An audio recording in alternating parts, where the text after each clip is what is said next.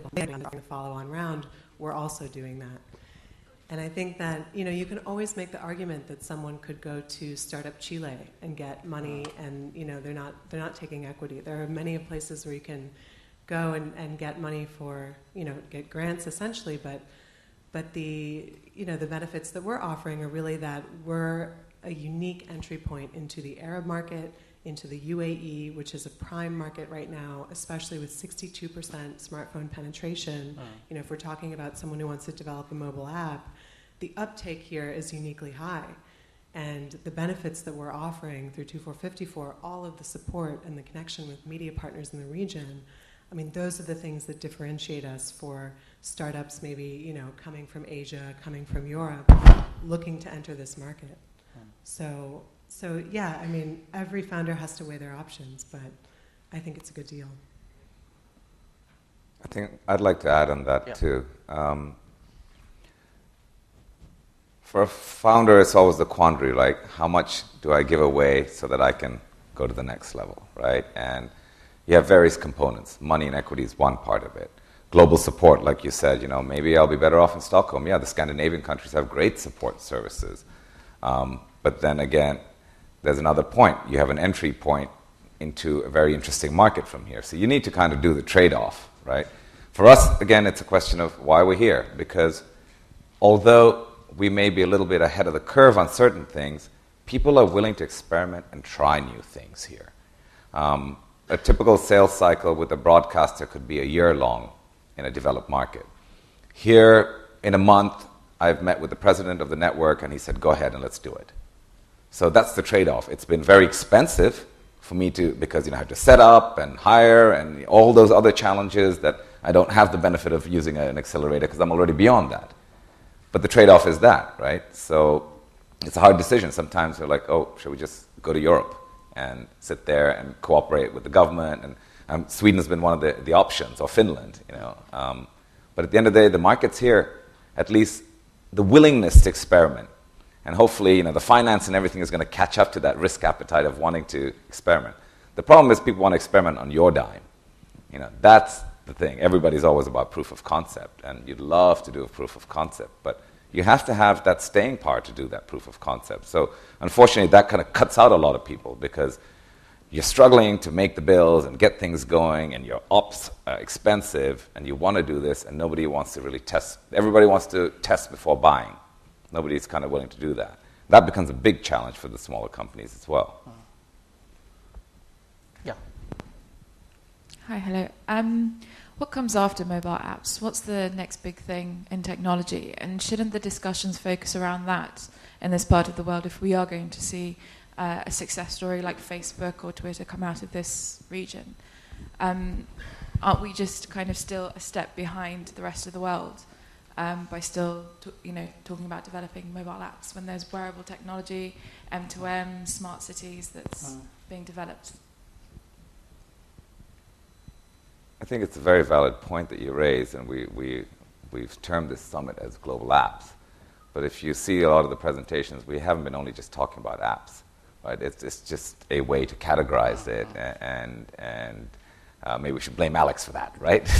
But you've seen wearable technology. You've been hearing that a lot. We're talking about accelerators. You're talking about more traditional businesses that have also come in through the startup. So yeah, it's almost a misnomer, right, to say that this is an apps. But wearable technology, I think the appetite is here, and maybe because of the smartphone penetration and things like that, people are willing to experiment a little bit more.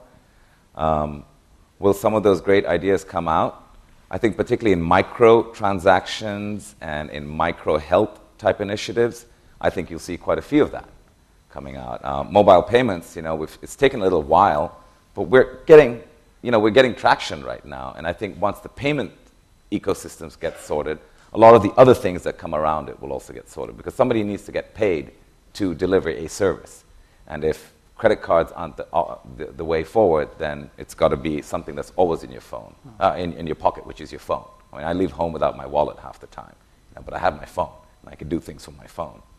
I don't know if that addresses some of your concerns, but I think we are talking in a much larger scale than just the apps. Yeah, I mean, just to clarify, the apps is just a term we use to to solve, like capture the imagination of whether this region can produce a tech giant or a tech company in the future, or in the next engineering giant. So it's just the ecosystem that we need to foster to develop that tech company in the next 10, 20 years. And to just add to that, I mean, in the traditional technology space, there have been some interesting global successes as well. You've seen Islamic banking software come out of here, which is a global leader today. I mean, there are companies based out of the region. I don't want to plug my friend's company, but Path Solutions is an example. You know, they've come out from here, they created everything here, and today they're recognized as the gold standard for Islamic banking. And the other guys around now, the other vendors are, quickly trying to catch up. More traditional, different type of model, capital base, but there is an example there. And I'm sure in other technologies, in oil field services and things like that, renewables is the other one, right? We're putting in a lot of money into renewables right now. Hopefully we should see some innovation coming out of that as well. Yeah, I was going to say, I mean, if you're talking about future opportunities, I think to think about wearables as cutting edge is kind of tough for me. I think it really remains to be seen whether wearables are truly useful. I think that space is evolving. But it all depends on the software platform and the application platform that those wearables are actually tapping into. So I think the question of building apps on that platform is still largely relevant. And there are huge opportunities in this market also for big data and analytics applications to come in and integrate with the industries here and increase efficiency. I would love to see a big data or analytics startup apply to Flat 6. So if your question is, are we behind? I think the opportunity is really large. I think it's a very relevant discussion to be focusing on apps. Can you speak to the importance of intellectual property and whether there's a disadvantage for entrepreneurs in this region, because there's something of a perception that because legislation in the area is a little weak, you have a lot of investors who sometimes prefer if companies are sort of Delaware corporations or own somewhere else, just so they don't have as much of a risk.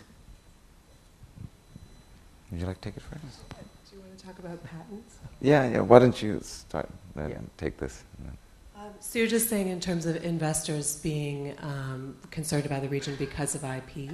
Yes, and sort of that being a disadvantage to entrepreneurs who incorporate their company over here. I've just never seen it be the major challenge that takes a startup down in this region. After reporting on startups for 3 years, I've just never seen that factor be the one that stops a startup from success. Yeah. There have been team challenges, teams coming apart, funding challenges, product market fit. I have to say, I can't think of a single major incident in that domain. That doesn't mean it couldn't arise. It doesn't mean investors aren't wary of the right factors, but I think there are a lot of factors to be wary of. I think it's also driven by the very nature of the region. It's transient, right? So some of us are guests here, some of us have built lives here, some of us are born here and want to die here, others want to come and go. There's so many various components. So sometimes it's the comfort level for the founder, maybe talking from the founder's perspective, right? That, yes, maybe I want to domicile this somewhere else. We're lucky today that we don't have the tax issues. A lot of times in a lot of the other developed markets, people are domiciling their intellectual property for tax issues, for one day, when Google comes and buys them and, they go and buy their own island, they don't want to give half of it away to the government. So there's a number of drivers there. I mean, we own a lot of IP, a lot of intellectual property that we've been fortunate enough that, we thought about a long time ago and we secured them. But we're here, that's not holding us back. Look, you'll always have copycats, you'll always have that example. The question is, it's not about just owning a piece of IP. It's what Mr. Ali said, you can have a great idea. If you don't execute it, what's the point? Yeah. So I can sit on, there are companies that just buy patents, right? That's all they do. But do they monetize them? Do they really do anything with them? So it's about also having that idea, yes, having the right patents to protect it, trademarking it, but actually executing it so that you have that lead. So if somebody else comes along, there's no unique idea left, unfortunately. We all like to think we have them, but there's elements of uniqueness, right? It's my take on it. Anyway. Yeah, I Sally? think our experience is that getting your idea to a patent stage in here locally is quite a challenge. Not for legal purposes, but because we don't have enough in the IPR specialized company. We have an international patent that we started many years ago, and we went and filed it in the UK because of various reasons, including the right platforms and the right people that can advise you and get it through. The best company here that I found here in IPR eventually came to me, and they wanted to sell me some of their byproducts, an IT technology service, and I was appalled at it. So I think if you wanted to register your IPR and protect it, then you would need the assistance of some international company. You can file it locally in here, you can file it elsewhere, but if you are trying to search locally here, I don't know. We went on that journey and it became an obstacle, and we even scrapped some of the projects that we had because we couldn't find the right attorneys and houses here that could help us do that. So I think you need to seek maybe some international advisors. Some of them might have recently established offices in here in Dubai. We've been out of that search for quite a while. Yeah. But I think there is a lack in that domain in here. Okay. I think just to add on, one of the key issues, I mean, we see entrepreneurs every day for the last 6 years. I've been in Dubai SME, entrepreneurs and CEOs. The issue about intellectual property is they have patents, but they don't know how to monetize it, how to license it. So we have to give them advice on how to use your IP to generate revenues for you, be it royalties, be it licensing, or even a franchise model. So registering the IP is not the issue, it's more how to monetize it.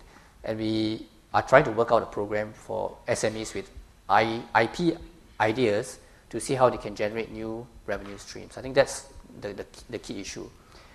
So, ladies and gentlemen, I'm afraid we have to end here.